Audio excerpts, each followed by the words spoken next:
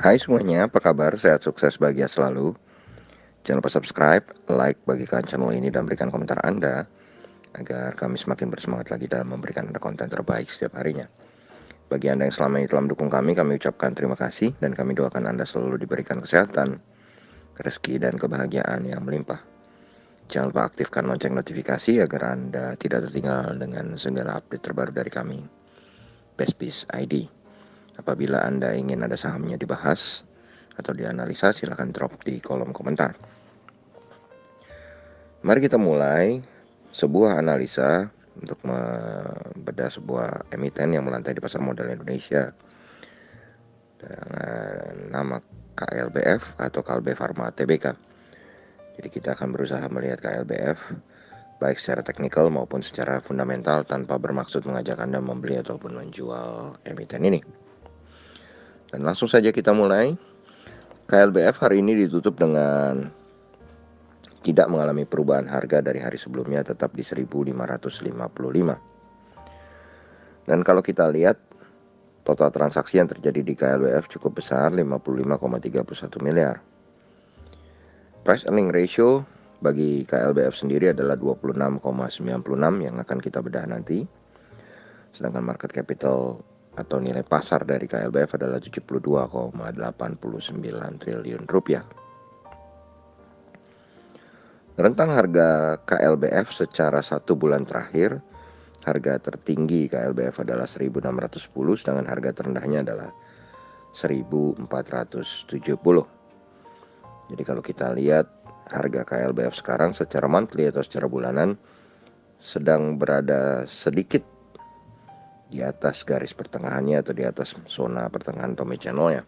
Sedangkan harga terendah KLBF selama fase COVID-19 adalah 830. Sedangkan harga tertingginya selama COVID-19 adalah 1.960 yang juga merupakan harga tertinggi bagi KLBF selama 3 tahun terakhir. Investor asing nampak melakukan net foreign buy 23,13 miliar rupiah pada saham KLBF.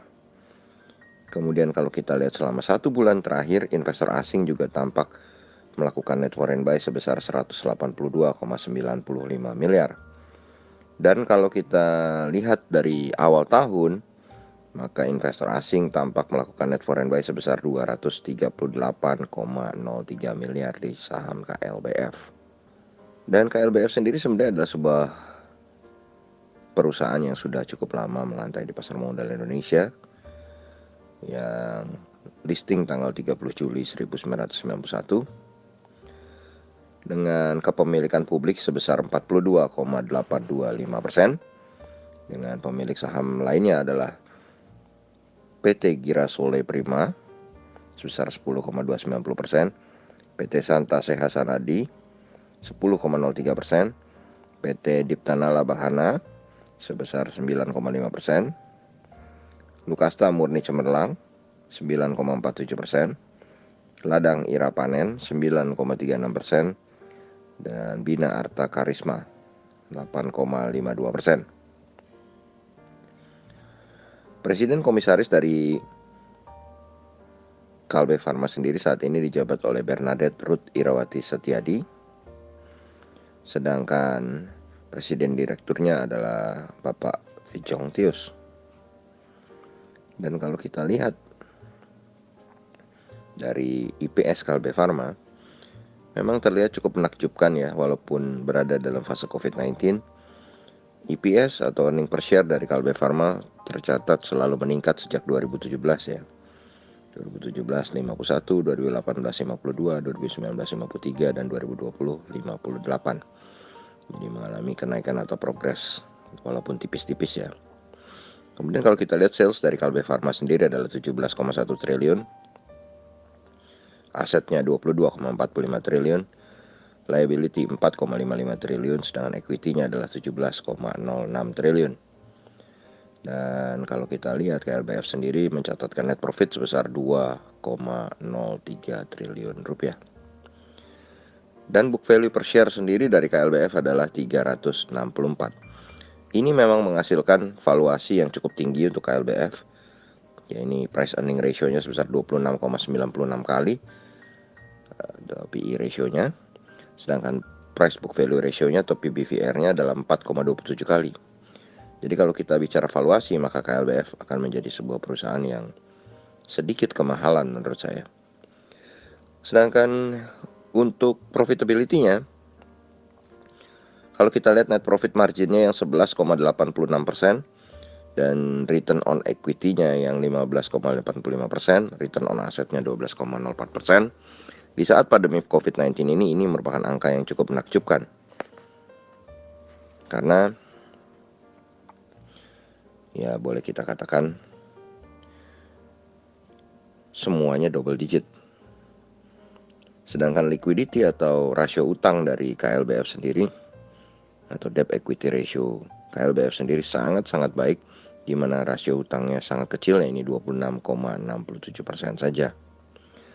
Sedangkan kalau kita bicara dividen, maka Kalbe Farma adalah sebuah perusahaan yang rutin membagikan dividen sejak tahun 2016, bahkan tahun 2020 membagikan dividen 2 kali.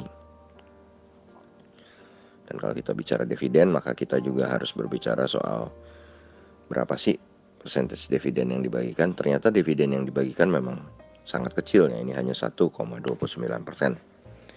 Jadi kalau kita melihat dari sisi fundamental bagi KLBF, maka kita akan melihat sebuah perusahaan yang mampu menumbuhkan EPS-nya secara terus-menerus selama 4 tahun terakhir, walaupun di fase COVID-19, dan kita melihat profitability-nya yang cukup tinggi dan rasio hutangnya yang sangat kecil, yang membuatnya menjadi perusahaan yang sangat solid. Tetapi kalau kita lihat secara valuasi memang sudah mahal. Lalu kita berpindah ke analisis teknikalnya. Saham KLBF secara primary trend maupun secondary trend sedang bergerak uptrend karena candle bergerak di area atas dari garis moving average 200 maupun moving average 20. Dari volume perdagangan terlihat terjadi penurunan transaksi yang menandakan tren mulai melemah. Dari indikator MACD menunjukkan bahwa garis percentage D dan percentage K belum berpotongan, sehingga belum ada sinyal beli atau sinyal jual. Sedangkan dari indikator stokastik, harga sedang berada di fase netral. Dari aktivitas top 5 broker selama sepekan dapat dilihat bahwa top 3 broker dan top 5 broker sedang melakukan back accumulation. Bagi kami, saham KLBF memiliki support pertama di 1490, support kedua di 1450, dan resisten pertamanya ada di harga 1595 dan resisten keduanya ada di harga 1650. Sedangkan risk reward ratio bagi saham KLBF saat ini cukup berimbang, di mana risknya adalah 6,75% dengan reward yang sedikit lebih kecil, ya ini 6,11%. Dari volume profile, saham KLBF saat ini sedang bergerak di atas volume profile terpanjangnya yang berada di range harga 1505. Jadi kalau kita lihat bahwa transaksi terbanyak KLBF dalam 1 tahun terakhir adalah di 1505 dan harga KLBF sekarang sedang di atas transaksi rata-rata tertingginya. Demikianlah apa yang bisa kami sampaikan dari sisi teknikal maupun dari sisi fundamentalnya. Semoga bermanfaat bagi kita semua. Tetap sehat, tetap semangat, maju terus dalam mencapai profit maksimal di pasar modal Indonesia. Dan jangan lupa untuk selalu berusaha berbahagia. Nantikan terus berbagai insight dan informasi menarik lainnya dari kami BSBS ID. Sampai jumpa.